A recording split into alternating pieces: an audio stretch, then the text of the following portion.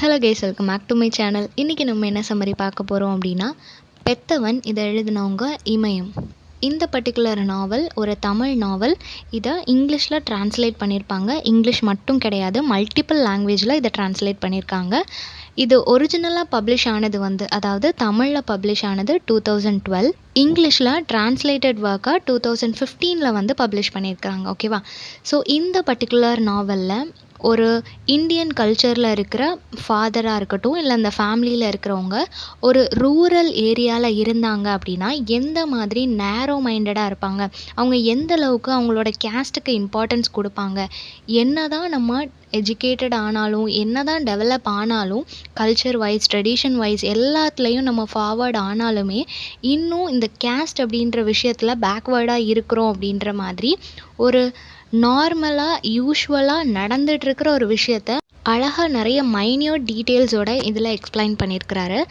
இது ஒரு இந்தியனா இல்லை ஒரு தமிழ் பேசுகிற தமிழனா இந்த ஸ்டோரியை ரீட் பண்ணும்போது நம்மளுக்கே ஒரு இம்பேக்ட் க்ரியேட் ஆகும். ஒரு ஃபாதர் அப்படின்றவங்களோட லவ் எந்த அளவுக்கு அவங்களோட டாட்டர் மேலே இருக்குது, அதே சமயம் அவங்களோட கேஸ்ட்டுக்கு எந்த அளவுக்கு இம்பார்ட்டன்ஸ் கொடுக்குறாங்க, ரெண்டையும் எப்படி பேலன்ஸ் பண்ணுறாங்க, இந்த மாதிரி ஒரு ஃபாதரோட மென்டாலிட்டி எந்த மாதிரி இருக்குது அப்படின்றத ஈஸியாக நம்மளால் அண்டர்ஸ்டாண்ட் பண்ணிக்க முடியும். ஓகே, கேரக்டர்ஸ் பார்த்துடலாம். ஃபர்ஸ்ட் பழனி அப்படின்றவர் அந்த ஃபேமிலியோட ஹெட், அதாவது அப்பா பொசிஷனில் இருக்கிறாரு. ஓகேவா? ஸோ நெக்ஸ்ட் அவரோட ஒய்ஃபான சாமியம்மாள். தென் அவங்களுக்கு 2 டாட்டர் இருக்கிறாங்க. ஒன்று செல்வராணி, அவங்க தான் மூத்த பொண்ணு. ரெண்டாவது பாக்கியம். செல்வராணி அப்படின்ற பொண்ணு ஃபிசிக்கலி சேலஞ்ச்டான ஒரு லேடியாக இருப்பாங்க. தென் அவங்களுக்கு ஒரு பாட்டி இருப்பாங்க, அந்த பாட்டி பேர் துளசி. ஸோ இவ்வளோ தான் கேரக்டர்ஸ். இந்த 5 பேரும் ஒரு வீட்டில் இருக்கிறாங்க. இவங்க என்ன மாதிரியான ப்ராப்ளம் எல்லாம் அவங்களோட ஏரியாவில் அவங்க ஃபேஸ் பண்ணுறாங்க அப்படின்றது தான் இந்த நாவலில் கொடுத்துருப்பாங்க. ஓகே, சம்மரி பார்த்துடலாம். இந்த பழனி அப்படின்றவர் அது ஒரு ரூரல் ஏரியா, ஒரு வில்லேஜ் சைடு இல்லையா? ஸோ அவங்க கல்டிவேஷன் இல்லைனா வண்டி ஓட்டுறது இந்த மாதிரியான ஒர்க்லாம் தான் பண்ணிகிட்ருப்பாங்க. ஸோ இந்த பழனி அப்படின்றவரையும் எல்லாருமே வண்டிக்காரன் அப்படின்னு தான் கூப்பிடுறாங்க. ஏன் அப்படின்னா அவர் அந்த வண்டி வச்சு ஓட்டுறதுல அவர் ஃபேமஸ். அந்த மார்க்கெட் ஏரியாஸ்லேருந்து ஒரு சர்டன் ஏரியா வரைக்கும் ஓட்டுவாங்க இல்லையா? ஸோ அந்த மாதிரி ஓட்டுறதுனால அவர் எல்லோரும் வண்டிக்காரன் அப்படின்னு சொல்கிறாங்க. பழனின்ற நேமை விட வண்டிக்காரன்றது தான் எல்லாருக்குமே ஃபெமிலியரான ஒரு நேமாக இருக்கும். அவள் ஸ்டார்ட் ஆகும்போதே இப்போ பழனியோட வீட்டு வாசலில் இந்த ஊரே கூடி நிற்கிது. பழனி ஒரு ப்ராமிஸ் பண்ணுறாரு, நான் கடவுள் மேலே ப்ராமிஸ் பண்ணுறேன், இதுக்கப்புறமா இந்த மாதிரி நடக்காது அப்படின்னு சொல்லிட்டு ரொம்பவே கவலையோட ஒரு ஃபாதர் ஒரு ஸ்டேட்மெண்ட்டை எடுத்து வைக்கிறாங்க. எதுக்காக அப்படின்னா அவங்க வீட்டு முன்னாடி ஊரே கூடி நிற்கிது. வயசு வித்தியாசம் இல்லாமல் எல்லாருமே அவரை திட்டுறாங்க, அவருக்கு சாபம் விடுறாங்க, ரொம்பவே அவரை டாமினேட் பண்ணுற விதமாக, அவரை இன்சல்ட் பண்ணுற விதமாக எல்லாருமே பேசுகிறாங்க. அவரால் டாலரேட் பண்ணிக்க முடியாத பட்சத்தில் தான் அவர் ஒரு ப்ராமிஸ் கொடுக்குறாரு, இந்த மாதிரி இனிமேல் நடக்காது அப்படின்னு சொல்லிட்டு. அப்படி என்ன நடந்துச்சு அப்படின்னு பார்த்தா, இந்த பழனிக்கு பாக்கியம்னு ஒரு பொண்ணு இருப்பாங்க இல்லையா? அந்த பொண்ணு யூஜி படிச்சுட்ருக்குறாங்க, பிஎஸ்சி கெமிஸ்ட்ரி படிச்சுட்ருப்பாங்க. விருதாச்சலம் அப்படின்ற ஒரு காலேஜில் படிச்சுட்ருக்குறாங்க. ஓகேவா? ஸோ இவங்க அப்படி படிச்சுட்டு இருக்கிற அந்த சமயத்தில் இவங்க பெரியசாமி அப்படின்ற ஒருத்தரை மீட் பண்ணுறாங்க. இந்த பெரியசாமி யார் அப்படின்னா ஒரு தலித் பாய். தலித் அப்படின்றவங்க ரொம்ப லோ கேஸ்ட் இல்லையா? ஸோ அந்த தலித் அப்படின்றதுனாலேயே அவர்கிட்ட யாரும் பெருசாக பேச மாட்டாங்க. மற்ற ஹை கிளாஸ் பீப்புள் எல்லாருமே அவரை ஒதுக்கி தான் வைப்பாங்க. ஆனால் இந்த பாக்கியமுக்கு அந்த பெரியசாமியை பிடிச்சிரும். ஓகேவா? இந்த நாவல் பொறுத்த வரைக்கும் பரியேறும் பெருமாள்னு ஒரு மூவி உண்டு இல்லையா? அந்த மூவி ஆக்சுவலாக இதுக்கு சிமிலராக இருக்கும். நிறைய கான்செப்டாக இருக்கட்டும், அதில் உள்ள கேரக்டர்ஸாக இருக்கட்டும், நிறைய சிமிலாரிட்டிஸ் இருக்கும். ஓகேவா? ஸோ இந்த பெரியசாமியை அந்த பாக்கியத்துக்கு பிடிக்குது. 2 பேருமே லவ் பண்ணுறாங்க. ஸோ நிறைய இடத்துக்கு போகிறாங்க. அப்படி அவங்க போகும்போது அவங்களோட பாக்கியமோட கேஸ்டில் உள்ளவங்க, அவங்களோட கம்யூனிட்டியில் உள்ளவங்க இருப்பாங்க இல்லையா? அவங்க எல்லாரும் பாக்கியம் பெரியசாமி கூட பழகிறத பார்த்துட்டு அவங்க வீட்டில் இன்ஃபார்ம் பண்ணுறாங்க, இந்த மாதிரி உங்களோட பொண்ணோட ஆட்டிடியூட் சரியில்லை, நீங்கள் அவங்கள கண்டித்து வைக்கணும் அப்படின்ற மாதிரி சொல்கிறாங்க.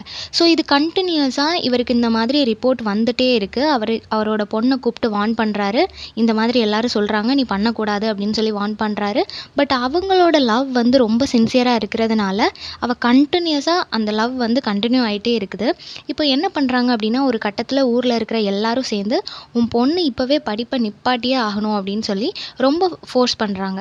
ஸோ வேறு வழியே இல்லாமல் இவரும் அவங்க பொண்ணை டிஸ்கண்டினியூ பண்ண சொல்லிட்டாரு. பட் பாக்கியம் எந்த அளவுக்கு அவனுக்கு லவ்வில் ட்ரூவாக இருக்கிறாளோ அதே மாதிரி அவள் எஜுகேஷனுக்கும் இம்பார்ட்டன்ஸ் கொடுப்பா. ஸோ நல்லா படிக்கணும், ஒரு டீச்சர் ஆகணும் அப்படின்றது அவளோட எய்மாக இருந்திருக்கும்.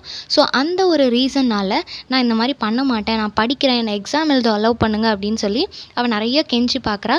கடைசியாக சரி ஓகே எக்ஸாம் எழுத மட்டும் அலோவ் பண்ணுறோம், பட் நீ காலேஜ்க்கு போகக்கூடாது அப்படின்னு சொல்லிடுறாங்க. சரி ஓகேன்னு சொல்லிட்டு எக்ஸாம் எழுத போகும்போதும் 2 பேரும் சேர்ந்து போய் தான் எக்ஸாம் அட்டன் பண்ணிவிட்டு திரும்ப வருவாங்க. ஓகேவா? ஸோ இந்த மாதிரி நிறைய ப்ராப்ளம் போயிட்டுருக்கும். ஆல்மோஸ்ட் 3 இயர்ஸ் இது வந்து கண்டினியூ ஆகிட்டே இருக்குது. 3 இயர்ஸ் எல்லாரும் வார்ன் பண்ணிகிட்டே இருக்கிறாங்க. பட் இது வந்து சார்ட் அவுட் ஆகிற மாதிரியே தெரியல.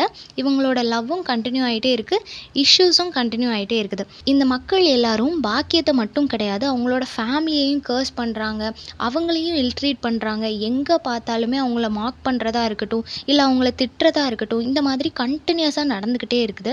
பாக்கியத்தையுமே மென்டலி ரொம்ப டார்ச்சர் பண்ணுறாங்க. அவங்களுக்கு ஹேர் கட் பண்ணுறதா இருக்கட்டும், இல்லை அவங்கள ரொம்ப அடித்து கஷ்டப்படுத்துகிறதா இருக்கட்டும், இமோஷனல் பிளாக்மெயில் பண்ணுறதா இருக்கட்டும். ஸோ இந்த மாதிரி நிறைய விஷயங்கள் மென்டலி அவங்களுக்கு ஒரு ப்ரெஷர் கொடுத்துக்கிட்டே இருக்கிறாங்க.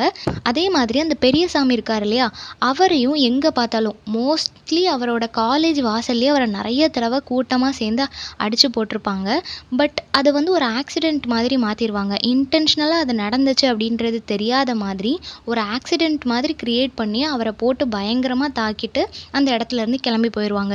ஸோ இந்த மாதிரி 2 பேருமே நிறையவே அடி வாங்கியிருந்தாலுமே அந்த லவ்வை விட்டு கொடுக்காம அவங்களோட டெசிஷனில் ரொம்பவே ஸ்ட்ராங்காக கண்டினியூ ஆகிட்டே இருக்கும்.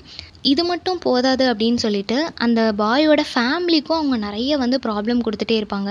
ஒரு நாள் என்ன பண்ணுவாங்க அப்படின்னா, அவங்க வீட்டில் நைட் டைமில் ஃபயர் வச்சு விடுறதா இருக்கட்டும், இல்லைனா அவங்க வீட்டில் உள்ளவங்களை கஷ்டப்படுத்துறதா இருக்கட்டும், அவங்கள டீஸ் பண்ணுறது, மார்க் பண்ணுறது. ஏன்னா தலித் தானே, ஸோ ஒரு லோ கிளாஸ் அப்படின்றதுனால அவங்களால கொஷின்ஸ் எதுவும் ரைஸ் பண்ண முடியாது அப்படின்ற ஒரு தைரியத்தில் அவங்கள ரொம்ப மார்க் பண்ணுறது, இந்த மாதிரிலாம் கண்டினியூஸாக நடந்துகிட்டே இருக்கும். ஒரு கட்டத்தில் என்ன ஆகும் அப்படின்னா, இந்த ஊரில் உள்ளவங்க எல்லாரும் இத்தனை தடவை சொல்லியாச்சு, 3 வருஷமாக நாங்கள் பொறுத்துட்டோம், இன்னும் உன்னோட பொண்ணு வந்து அந்த பையனை விட்டு போகிற மாதிரி தெரியல, ஸோ கடைசியாக ஒரே ஒரு வழி தான் இருக்குது அப்படின்னு சொல்லிட்டு எல்லாரும் சேர்ந்து வந்து இப்போ பழனி வீட்டில் பேசுகிறதுக்காக நிற்கிறாங்க. ஸோ இதுதான் அந்த ஃபர்ஸ்ட் சீன்.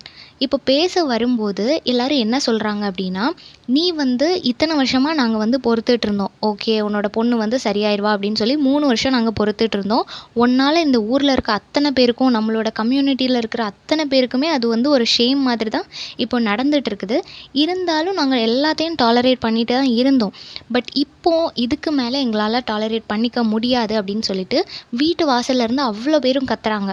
அப்போ ஒரு லோக்கல் பொலிட்டீஷியன் வந்துட்டு சாமியம்மாள் இருக்கிறாங்க இல்லையா, அந்த பாக்கியத்தோட மதர், அவங்க கிட்ட வந்து சொல்கிறாரு, உன்னோட பொண்ணை கொலை பண்ண போறியா இல்லையா அப்படின்ற மாதிரி அவரும் மார்க்கிங் டோன்லேயும் கேட்குறாரு, கோவமாகவும் கேட்குறாரு. ஸோ அவங்களுக்கும் இப்போ செமையாக கோவம் வந்துடுச்சு. ஸோ அவங்க அப்பா அம்மா 2 பேருமே பயங்கர கோவத்தில் நாங்களே எங்கள் பொண்ணை கொலை பண்ணிடுறோம் அப்படின்னு சொல்லிடுறாங்க. ஈவன் தோ அவங்க இந்த மாதிரி ஒரு வார்த்தையை அவங்க வாயிலேருந்து வந்திருந்தாலுமே அவங்க டாட்டர் மேலே அவங்களுக்கு ஒரு லவ் இருக்கும் தானே. ஸோ அந்த லவ் அவங்களுக்கு இருக்குது. இருந்தாலும் எல்லாரும் எல்லா பக்கத்துல இருந்தும் இப்படி நெருக்கடி கொடுக்கும்போது அவங்களுக்கே இப்படி ஒரு பொண்ணு நம்மளுக்கு வேணுமா அப்படின்ற மாதிரி ஒரு மைண்ட் செட்டுக்கு வந்துடுறாங்க. ஸோ எல்லாரும் என்ன பண்ணுறாங்க அப்படின்னா ரொம்ப திட்டுறாங்க. அதுலலாம் ஒரு லேடி வந்து அவங்களோட குழந்தைய கையில் வச்சுட்டே நீ உன்னோட குழந்தைய கொன்று ஆகணும் அப்படின்னு சொல்லிட்டு பழனியை பார்த்து சொல்கிறாங்க. அதே மாதிரி ஒரு வயசானவர் பேசுகிறாரு. வயசு வரம்பே இல்லாமல் எல்லாருமே அவரை திட்டுறாங்க. அவரால் தாங்கிக்கவே முடியல, பயங்கரமாக ஒரு டிப்ரெஷன் ஸ்டேட்குள்ளே போயிட்டாரு.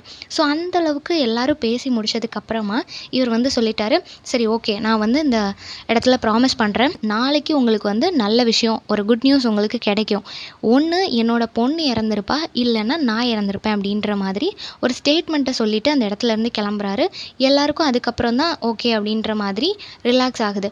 இப்போது அதோடையே நிப்பாட்டிட்டு எல்லாரும் போகாமல் என்ன கேட்குறாங்கன்னா, சரி ஓகே நீ உன்னோட பொண்ணை எப்படி கொலை பண்ணுவேன்றதை சொல்லு, ஹேங் பண்ணிடுவியா இல்லை பாய்சன் கொடுப்பியா, எப்படி கொலை பண்ணுவேன் அப்படின்னு சொல்லி கேட்குறாங்க. அதுக்கு இவர் என்ன சொல்லன்னு தெரியாமல் அப்படி நிற்கும்போது அதுக்கு ஒருத்தங்க சொல்கிறாங்க, நீ பேசாமல் அவளுக்கு வந்து பாய்சன் கொடுத்துரு, பால்டாயில் இருக்குது இல்லையா, அதை வந்து நீ ரைஸில் மிக்ஸ் பண்ணி கொடுத்துரு, சாப்பிட கொடுத்துட்டேன்னா அவள் அப்படியே இறந்துருவா. அதுக்கப்புறமா நடக்கிற விஷயங்கள் எல்லாத்தையுமே ஊரில் இருந்து பார்த்துப்பாங்க. இந்த டெட் பாடி எப்படி டிஸ்போஸ் பண்ணுறது எல்லாத்தையும் ஊரில் உள்ளவங்க பார்த்துப்பாங்க. அதை பற்றிலாம் நீ எந்த கவலையும் பட வேண்டாம், ஜஸ்ட் உன்னோட பொண்ணுக்கு நீ விஷம் மட்டும் கொடுத்துரு, நாங்கள் பார்த்துக்குறோம் அப்படின்னு சொல்கிறாங்க. இவருக்கு என்ன சொல்கிறதுனே தெரியல, அப்படியே ஸ்டன்னாகி போய் அந்த இடத்துல நிற்கிறாரு. நெக்ஸ்ட்டு சொல்கிறாங்க, ஒரு ஓல்டு மேன் கேட்குறாரு, நீங்கள் ஏன் அந்த பொண்ணை கொலை பண்ணணும்னு நினச்சிட்டு இருக்கீங்க, இந்த பொண்ணு நம்ம கம்யூனிட்டியை சேர்ந்த பொண்ணு, அந்த பையனை பிடிச்சிட்டு வாங்க, அவனை அடித்து நம்ம தூக்கி போட்டுருவோம் அப்படின்ற மாதிரி அந்த தாத்தா சொல்கிறாரு. அதுக்கு ஒரு யங்ஸ்டர் அந்த கூட்டத்தில் இருந்து என்ன சொல்கிறாரு அப்படின்னா, நாங்கள் வந்து 3 வருஷமாக சொல்லிகிட்ருக்குறோம், இருந்தும் அந்த பொண்ணு இதை கேட்குற மாதிரி தெரியல, இது கண்டினியூ ஆகிட்டே தான் இருக்குது. இதுக்கப்புறமும் நம்ம விட்டோம் இல்லைன்னா அந்த பையனை அடித்தோம் அப்படின்னா இது லாஸ்ட்டாக நல்லூரில் நடந்த கதை மாதிரி தான் ஆயிரும் அப்படின்னு சொல்கிறாங்க. அது என்ன கதை அப்படின்ட்டு அந்த ஓல்டு மேன் கேட்கும்போது அதுக்கு என்ன சொல்கிறாங்க அப்படின்னா, நல்லூர்லேயும் இதே மாதிரி தான் ஒரு ஹை கிளாஸ் பொண்ணும் லோ கிளாஸ் பையனும் லவ் பண்ணியிருப்பாங்க. அப்படி அவங்க லவ் பண்ணும்போது அவங்க 2 பேரையுமே பஞ்சாயத்துக்கு கூட்டிகிட்டு வந்து அவங்களோட பேரண்ட்ஸ் முன்னாடியே 2 பேருக்கும் விஷம் கொடுத்து அவங்கள கொலை பண்ணிடுவாங்க. கொலை பண்ணி அந்த பாடியை புதைக்க போகிற நேரத்தில் போலீஸ் வந்து அந்த ஊரில் இருக்கிற நிறைய பேரை அரெஸ்ட் பண்ணுவாங்க. ஸோ இந்த மாதிரி இந்த டைமும் நடந்துடக்கூடாது, நம்ம ஊர்லேருந்து யாரையும் அரெஸ்ட் பண்ணிடக்கூடாது. ஸோ நம்ம என்ன பண்ணிடலாம், பெட்டர் உடனே எரிச்சிடலாம். ஸோ இங்கே இவர் கொலை பண்ணிட்டாரு அப்படின்னு தெரிஞ்ச உடனே அங்கே எல்லா ஏற்பாடும் நம்ம பண்ணி வச்சுருவோம், உடனே போய் அந்த டெட் பாடியை நம்ம எரிச்சிடலாம் அப்படின்ற மாதிரி பிளான் போட்டுட்ருக்குறாங்க. ஸோ இந்த மாதிரி எல்லா பிளானும் முடிஞ்சதுக்கப்புறமா இவரும் சரி ஓகே நாளைக்கு வந்து உங்களுக்கு குட் நியூஸ் கிடைக்கும் அப்படின்னு சொல்லிட்டு அந்த இடத்துலேருந்து கிளம்பி போகிறாரு. ஒரு ஃபாதராக அவருக்கு அந்த இடத்துல என்ன ஒரு வேதனையில் இருந்திருப்பார். நார்மலாக எந்த ஒரு குழந்தையாக இருந்தாலும், ஆண் குழந்தையோ பெண் குழந்தையோ, அது வந்து பெற்றவங்களுக்கு அது வந்து எவ்வளோ ஃபீலிங்காக இருக்கும். அதுலேயும் ஃபாதர் அண்ட் டாட்டரோட ரிலேஷன்ஷிப் வந்து அவ்வளோ அழகான ஒரு ரிலேஷன்ஷிப். அந்த ரிலேஷன்ஷிப்பில் அவ்வளோ க்ளோஸாக இருந்து அவங்களோட டாட்டரை வந்து நானே கொலை பண்ணுறேன் அப்படின்னு சொல்லி எல்லார் முன்னாடியும் அக்செப்ட் பண்ணிக்கிறாருன்னா எப்படி ஒரு ஹெவி ஹார்ட்டில் அவர் அக்செப்ட் பண்ணியிருப்பார். என்னதான் இருந்தாலும் அவர் ஓகே சொல்லிட்டார் தானே அப்படின்னு சொல்லிட்டு நம்மளுக்கு ஒரு ஸ்டோன் ஹார்ட்டு தான் அப்படின்ற ஒரு மைண்ட் செட்டு தான் வரும் இல்லையா. அதே மாதிரி அவரும் ஓகே சொல்லிட்டாரு. வீட்டுக்கு வந்து ரொம்ப அழுகுறாரு. என்ன தான் அழுதாலுமே இப்போ வந்து ஊருக்கு ப்ராமிஸ் பண்ணியாச்சு, ஸோ அதை பண்ணியே ஆகணும் அப்படின்றதுனால அவர் போய் சாப்பாடு வச்சுட்டு வராரு. அந்த சாப்பாட்டில் பால்டாயில் கலக்கணும் அப்படின்னு சொல்லிட்டு எல்லாத்தையும் ரெடி பண்ணி வைக்கிறாரு. அம்மா, பாட்டி, சிஸ்டர்னு சொல்லி எல்லாருமே அழுதுகிட்டே இருக்கிறாங்க. அழுதுகிட்டே இருந்தோடனே இவராலையும் தாங்கிக்கவே முடியாது. அப்போது அவங்க பாட்டி வந்து இவரை கூப்பிடுறாங்க.